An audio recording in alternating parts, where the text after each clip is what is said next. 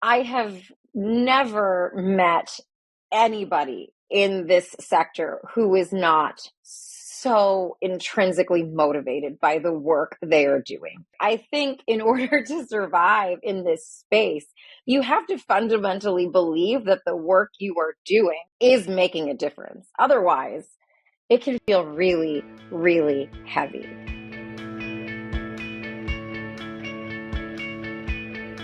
Welcome, everyone. I am so thrilled to be here today with Christina Martin Kenny. Christina, welcome to What the Fundraising. Thanks, Mallory. I'm so excited to be here. I'm so excited for this conversation. I have loved reading your work on LinkedIn, watching the moving and shaking you're doing in our sector. So why don't you just tell everybody a little bit about you, your background, and sort of what brings you to our conversation today? Sure. Thanks again, Mallory. So I'm Christina. I am a career fundraiser. I started my very first job I started fundraising as an intern and just fell in love with it. And I've been doing it my entire career. And I have such a fundamental belief in the power of nonprofits to drive change. But what I've been talking about on LinkedIn is really that they can only do that when their teams and leaders are aligned and supported. And so I've been thinking really critically about what that means and talking about it at length. So I appreciate that you appreciate what I'm saying. And I've been both an in-house fundraiser, I've been a consultant, and in January of this year, stepped down from my full-time nonprofit role and to go into consulting, which I've been doing on the side for a few years. But as I made this decision and made this choice, it really stemmed from not wanting to be just another nonprofit fundraiser, but somebody who is driven to find solutions to all of the problems plaguing the fundraising operation of teams, which is ultimately hurting the entire sector. And so I am, excited to start talking more and sharing more about what that looks like in the coming months, and just really hopeful and optimistic about seeing a systemic shift, because the sector really truly needs one. And there are a lot of people having these conversations and talking about them. And I'm hoping that I can play some role in what the next stage of this looks like.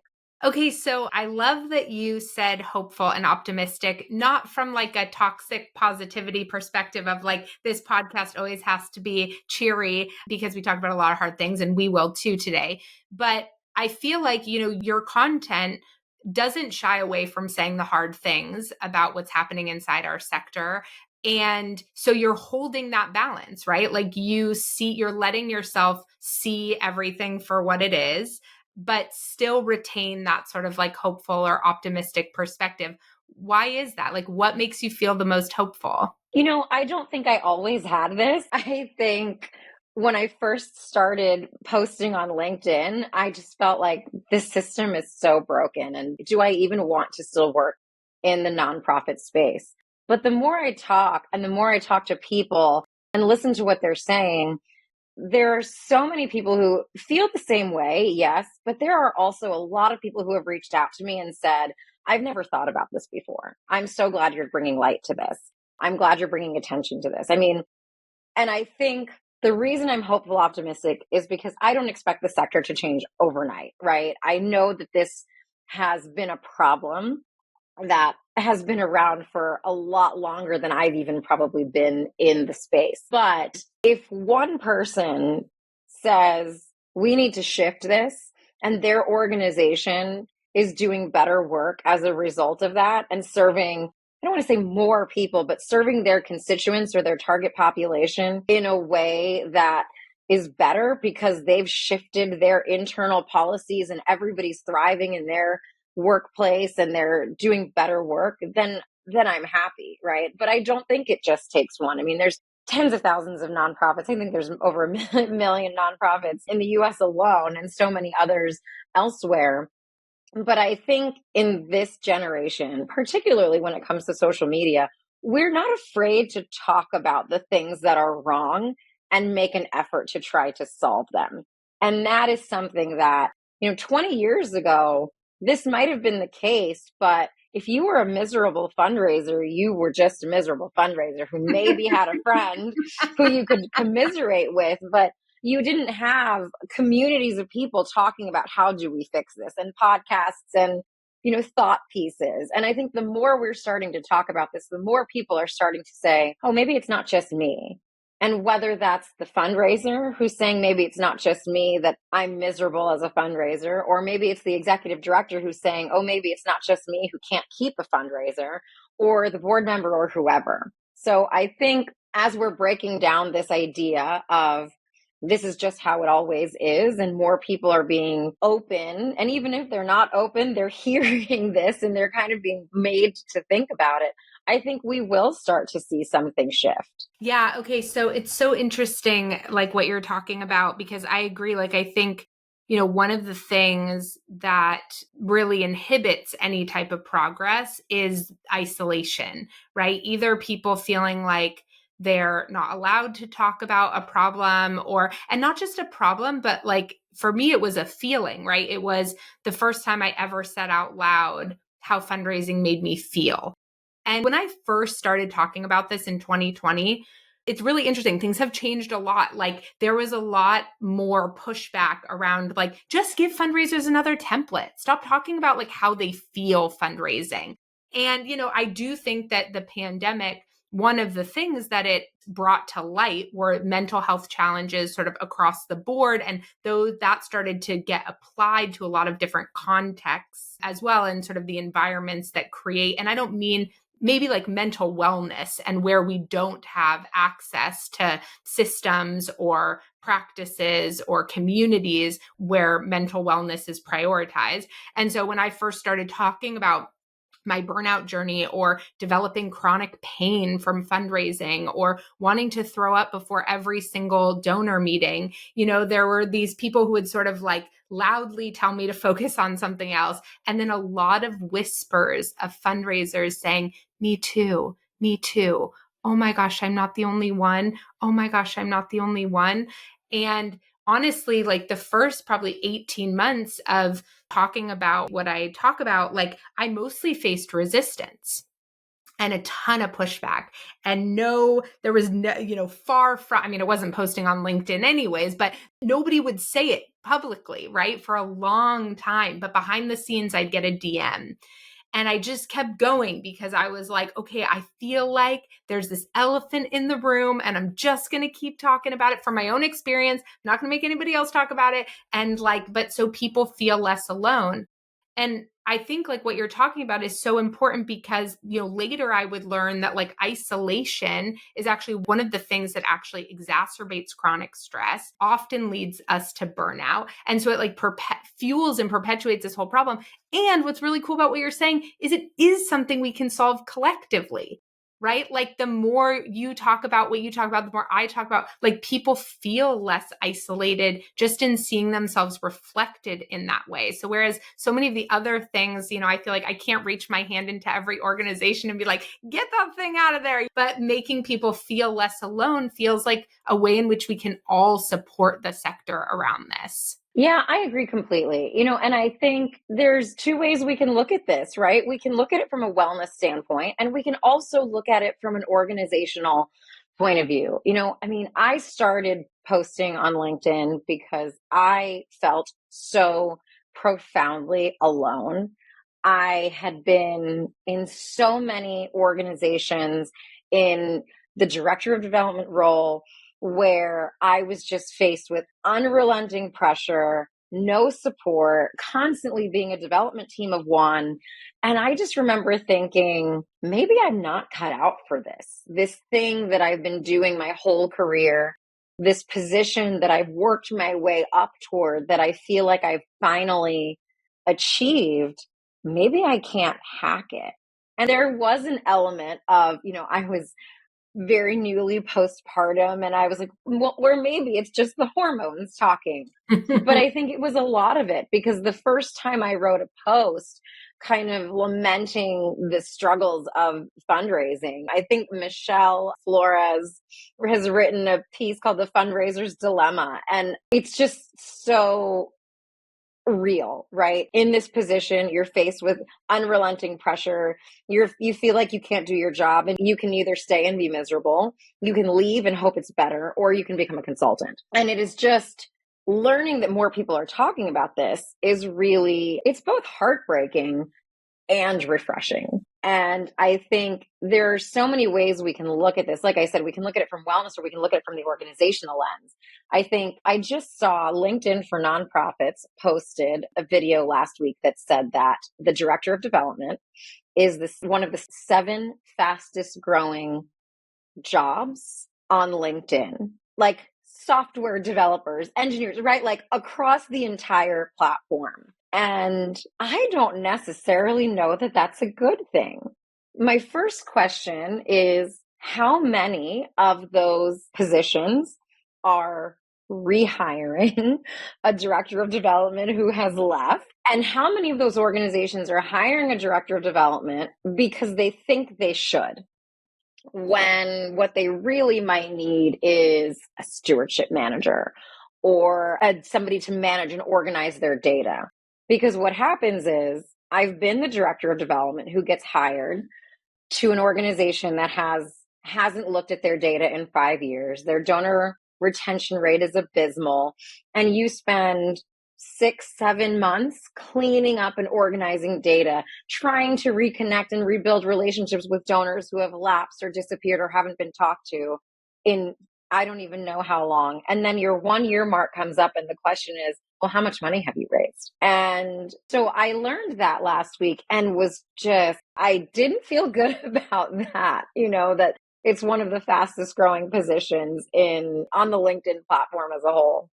Yeah, I agree, and have a lot of questions about what's driving that number. And it's interesting, I'm thinking about kind of the 2 buckets that we put solving this problem in: the like wellness, which maybe is more like we think about it through the individual lens, versus sort of like the systems or cultural lens. And I'm thinking about like the interconnection of those 2 things. Like, it's interesting, like I'm not trained academically in like neuroscience or psychology or anything like that, but that's been sort of my like hyper fixation. I say like I'm a wannabe behavioral scientist over the last 5 years, and trying to understand like how what is happening inside our body really impacts our ability to do anything. And, fundraising being like one example of that. But I'm thinking about positional leadership, for example, right? So it's like all these systemic or cultural things that require somebody somewhere to get uncomfortable, right? It's like so much of the lack of systems change that I feel like we see, and organizational cultural shifts, is because of our inability to manage discomfort and our inability to manage our nervous system in the midst of change. Right? We're like, we are change makers. And yet, like, change naturally dysregulates our nervous system, right? Our brain does not like it. It goes against everything of our like survival instinct. And so knowing that, it doesn't mean like, okay, that means we should never change. But it's like, if we know that and we have tools to deal with that, if we have tools to say like, okay, this is my brain misfiring, I do actually want to change my organization's culture in this way, it's going to require a level of discomfort. That's an expected part of this process. And so I'm constantly kind of grappling, like I was saying before we hit record, like I never want to over individualize the solution to these problems, because I think that puts a very inappropriate additional burden on fundraisers who are also suffering under the system that is creating the problem. And I don't want to remove our agency, and I don't want to remove, especially for positional leaders, the like accountability side or the awareness side of the fact that like they can only create as safe of an environment for their team members as they can create in their own body. What do you think about that? Yeah, I love that. I think the wellness piece of this is just so critical, because no matter what issue a nonprofit organization is trying to solve, you are trying to help people and do good and make the world better. Yet, in so many cases, the people who are doing this work are miserable. And how do you solve that disconnect between an organization that is trying to do good and isn't doing good, for its own people, right? And I think there are so many different lenses that you can look at and talk about. I think, yes, absolutely, we need to talk about the fact that foundations won't pay overhead. And, as a result, organizations are paying their staff lower wages than they should be. And I also think there's this constant question of, should businesses operate more like nonprofits? Should nonprofits operate more like businesses? And one thing that I think is really hurting the sector is that nonprofits have adapted this business HR sense, right? There is absolutely no reason why any organization should have 3 days of bereavement leave and restrict that bereavement leave to specific members of a family.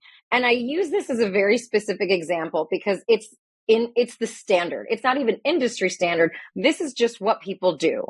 And nonprofits that have 10 employees and 8 board members, right? I'm not talking about multi-million-dollar corporations that have 85 tiers of governance. Why can't we shift something like that, right? I'm one of those people who had to take 3 days of bereavement leave and then go back to the office. And my well-being immensely suffered because of that. And again, that's just one example, but there are very, very simple, humane operations that we can really try to be leaders in the sector instead of just following this business as usual. And I mean, off the top of my head, bereavement leave is the one that I can think of the most. But PTO, right? I mean, giving more time off, professional development. Yes, a lot of professional development opportunities cost a lot of money, but there's also a lot that don't, right? And I think that the more we can humanize the sector, the better we will all be, right? Like, let's shift away from some of these corporate, for-profit, private sector, business as usual practices and incorporate some of the humanity that we are trying to invoke in the world into our industry. Okay, there's so much here to unpack, and I'm going to try to figure out kind of where we focus. And I really agree. I mean, I think a lot of it comes down to even just like asking ourselves, like, why we're adopting something the way we are, and just getting curious around like why we have, because there's certain areas where I feel like maybe we should be a little bit more like for-profits. In terms of mergers and acquisitions, for example, I really believe in nonprofits merging together if it would make their operations a lot more sustainable. They're like, like it has to make sense, of course, but like that's a side of the business world that I think we should consider and get more curious around inside the nonprofit sector. And yes, I don't think we should arbitrarily adopt a bunch of policies from anywhere, frankly, without getting curious around like, why do we have it? Does it have our values and intentions in mind? What's the purpose of this in the first place? Now, I get it. People are overwhelmed. The HR hat is the 12th hat that they've been asked to put on. They're downloading templates online, and all of a sudden, that becomes policy. But I think you're pushing an important piece here, which is like, policy or like those things create culture. And so if we're trying to change culture, we have to be honest with ourselves about some of the things that might be out of alignment with the culture we say we're trying to create.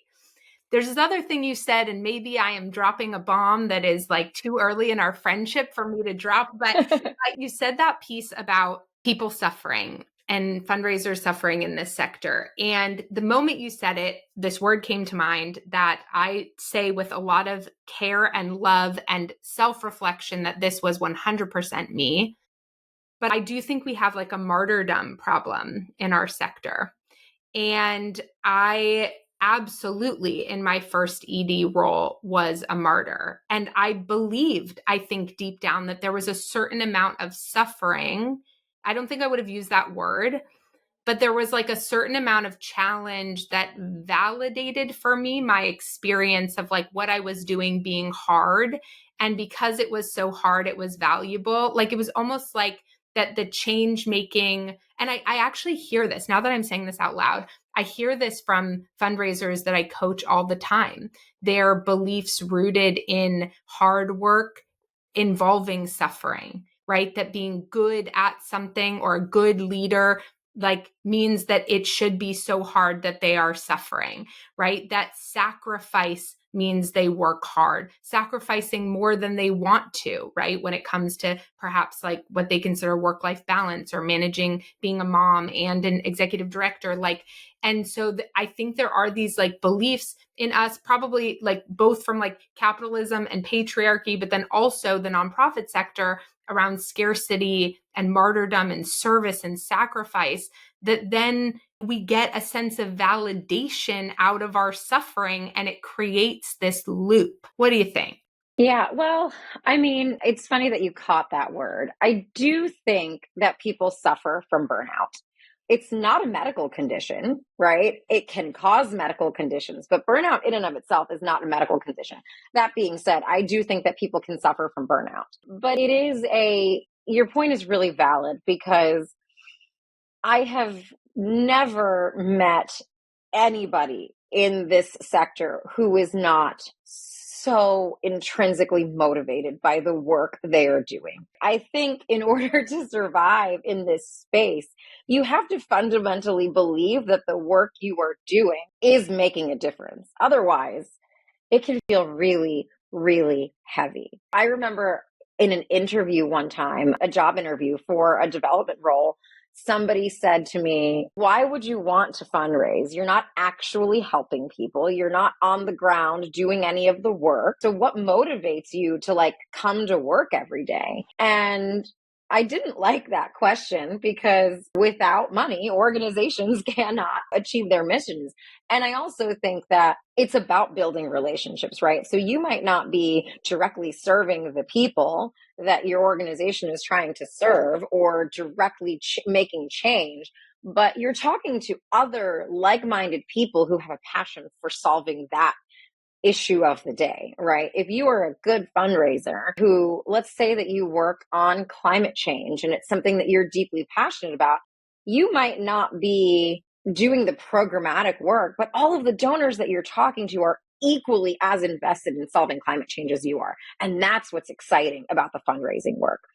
And when you feel like you're failing, and I'm going to choose to say struggling this time, but struggling with burnout, it can feel like you're not just failing at your job. It can feel like you're failing this movement that you have been driven to try and solve, right? I mean, most of the people I know who work in fundraising tend to stay in one lane, right? They've been an arts fundraiser for 15 years. They work in social justice, and not everybody, but when you are so driven by solving a systemic issue and you feel like you're failing at work, you absolutely feel like you're suffering because you feel like you're not doing enough. You're not playing enough of a part that needs to be played, or you're failing in trying to solve that issue. And I think that that is just everybody who does this kind of work is so intrinsically motivated to solve an issue. Yeah. So it's interesting. I wasn't just thinking about suffering in terms of burnout. I think I really do feel like fundraisers are suffering, just like in their heads and in their, like, I think I feel like the pain and the overwhelm. And I feel like there is, whether you've made it all the way to burnout or not, like, I do feel like there is this like sense of, I don't know. And maybe that's too extreme of a word, but and look, my work also sort of positions me to hear all the horror stories in a lot of ways too, right? Like, because I want to talk about fundraisers, about their emotional experience fundraising, because I believe it's such a big part of this puzzle. I hear about it. I remember having a consultant one time telling me like, what are you talking about? Like that they're like emotional, experience really dictates like what they do. I've never had a fundraiser talk to me about how being uncomfortable fundraising. And I was like, in my head, I didn't say this, I just got off the phone quickly, but in my head, I was like, yeah, no wonder nobody ever talked to you about that, lady. Like, you just were so dismissive of anybody's personal experience. So I say that to say, like, I know that I get bias, sort of like there's a biased lens in terms of the amount of information, but I think I do really feel worried about fundraisers' inner experience, whether they're classifying it as burnout or not, because I just think there's so much rumination and so much worry and so much, self-doubt that is causing like a lot of like mental suffering in small ways and big ways. And then I think like when we don't have ways of like getting out of some of those spirals, we just we put that onto somebody else, right? We perpetuate some of the things. Like I will often say to leaders, like you can only be as like supportive of your fundraisers as you can be of yourself. Like if you think you're going to go out there and like not put pressure on your team and not be super critical of them, but then turn around and be that way to yourself and beat yourself up about every little thing, like it just doesn't work that way. Or maybe we mask and we do outwardly try to be really supportive and inside we're super resentful, right? That person took their PTO and I could never take my PTO, right? And so there's just so much here of this like interconnection between like who we are as people and then the role that plays and the role it can play, especially if you're in a position of power, positionally or otherwise, to make change for others. Yeah, I mean, I think you're absolutely right. There is, and I think so much of this goes back to the way we're hiring fundraisers, right? This is something that higher ed gets so right.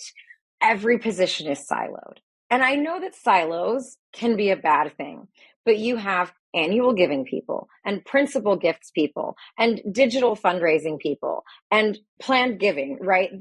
You stay in your lane, right? And I know that small nonprofits do not have the luxury of hiring multiple people to do multiple things, but hiring a director of development as a catch-all for doing everything is a recipe for burnout.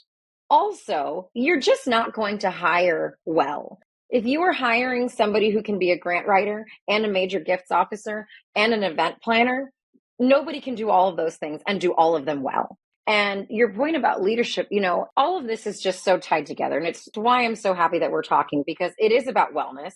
It is about thinking more strategically about who you're hiring, what you're hiring them to do, and what you actually hope they will accomplish. But it is about setting examples of leadership.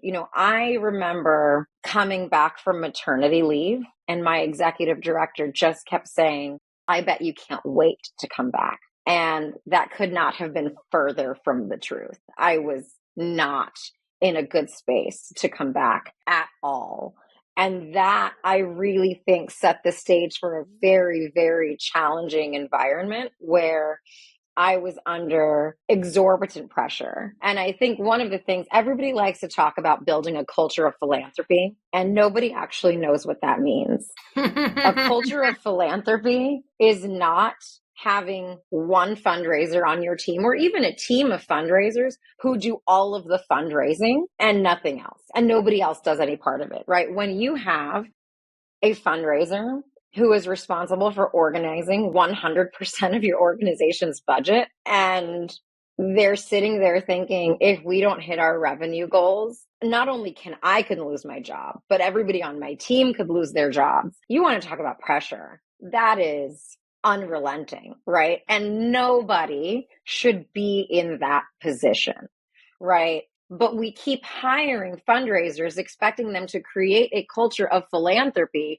when really, I think leaders just want people to say that because it looks nice on a job description, when they're not actually looking for a fundraiser who's going to bring program staff into the room with their donors to talk about leading their programs and working with board members to leverage their talents to actually raise money instead of expecting them to just write a big check, right? And I think there's this is all deeply connected. I think there are too many fundraisers out there who feel like, and not just feel like, I don't even mean this from an emotional standpoint, but are tasked with raising their organization's entire budget.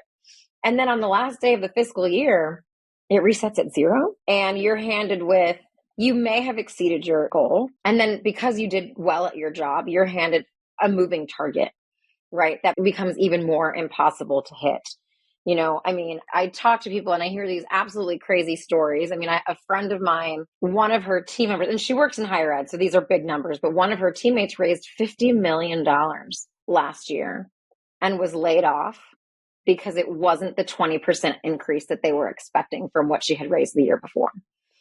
And that is not just a wild, crazy story. That is happening to fundraisers all over the world. I mean, I started talking about thinking fundraising is so broken in this country. And then I do Hive chats, which anybody who's not part of the nonprofit Hive should be. And I've talked to people in Uganda and the Netherlands and the UK and Canada and France. And they sit there and they say, I thought this was just a Canadian, French, Dutch, Ugandan problem. It's kind of refreshing to hear that it's not just in this country. And I think, again, it is both refreshing and deeply alarming. Okay, we are over on time. I want to talk to you forever. We're going to have to do a part two. But I so appreciate everything that you're saying. And it's making me think a lot about, like in my book, I talk about these 5 elements of fundraising that often lead, like in terms of our nervous system and brain, to chronic stress. And so I talk about like pressure, uncertainty, isolation, power dynamics, and rejection. And I don't talk about overwork because we talk about that the most. And so I was trying to focus on, like, we can't just solve for the hours that we're working. There's like, we have to talk about these other components. But as you're talking, this piece is coming up for me around like sort of this systems map that we need around all of those and other things. Those were just the 5 I decided to focus on in the book, but like there are other things. And this sort of systems map around like, what are all the elements of fundraising that lead to that? Right. And so then I think we would see some of what you're saying, which is like, because I think before this conversation, I was sort of like, okay, there's like this wellness bucket, there's this team culture bucket, there's this systemic, like nonprofit sector as a whole bucket. And I was thinking about like, okay, like how do we intertwine these things? I was thinking about it more maybe on an organizational level, but actually what I'm starting to wonder as we're talking is like, what if we looked at each piece of what creates those moments, right? Like, even if you did it through some of the stories you're telling, right? And we're like, okay, what are all the factors that created that moment? Right? There are going to be a few individual ones. There are going to be a lot of organizational ones. There are going to be some system ones. And what if we looked at that and then we thought, okay, what are the tools that it would take to actually have that situation never happen again? Like, what would it take for that to never happen again? Then we take another scenario that we keep hearing and we're appalled by, and we sort of did the same thing. I feel like we'd start to see this pattern start to show up around the different buckets of change work that needs to happen to really like change this industry. And because, yeah, I mean, to me, fundraisers are doing the work. Like, they're not on the ground in the programs, but good fundraising is the work. Galvanizing support, building community, engaging people in your mission, helping them become advocates for that change in the world. Like, that is the work, you know? And so I want them to feel, like I always say, like, my North Star is improving the lives of fundraisers. And I want them in every part of who they are to feel, to see that and feel that like they're not just some necessary evil to do the good work over there, that like when fundraising is done right, they're the good work. Yes, it's absolutely correct. And I think what will create the biggest systemic shift is people understanding that fundraising is not about raising money. Yeah. You cannot hire a fundraiser to raise more money. That cannot be your goal, right? If you say to somebody, why do you need a director of development? And their answer is to raise more money, that's a red flag, right? Yeah. Fundraising is about building relationships and connecting people with means to invest in an organization that they're interested in. And, I said one time that one of the biggest problems is that people think of fundraising as a line item expense. It's like an inevitable. We have to have a fundraiser. And that's why you have these. We hired a fundraiser 6 months ago and they haven't raised their salary back, right? And I remember posting one time saying, maybe instead of thinking of fundraisers as an expense, we need to think of them as an investment in the organization's mission. But I actually don't even think that's it. I don't think we need to think of fundraisers as an expense or an investment. I think we need to think of them as people. The same way that you think of hiring a good programs person or, and a good finance person. You hire somebody who you think can do the job well. And why is it that the metrics for fundraisers, we have to stop measuring fundraising staff performance only in the dollar amount that they're raising. It's just not sustainable. You cannot expect somebody, especially like I remember one time I was hired as a grant writer, and 8 months into the job, I had applied to over $3 million of grants and hadn't heard back from one of them yet. It wasn't we'd gotten rejections. We had not heard back from one. And I got this question of, we hired you 8 months ago. Why haven't you raised any money yet? I said, well, do you know how grant writing works? Do you here's my spreadsheet that shows all of the timelines. We will not hear back from the first of these foundations for 4 more months. And there's just a lack of understanding amongst leaders and boards. And I don't even say that to disparage leaders and boards, because we could have a whole other conversation around that. But your goal in hiring a fundraiser should not simply be to raise more money. Your goal in hiring a fundraiser should be to find somebody who is really passionate about your mission and can galvanize supporters, like you said, and bring people to the table who are going to be motivated to give. Yeah. Okay. We're going to end on that note. Tell everyone where they can go to follow you, learn more about your work, and work with you. Yeah, I am Christina Martin Kenny on LinkedIn, and my website is witphilanthropy.com. Thank you so much for joining me today. Thanks, Mallory. This has been great.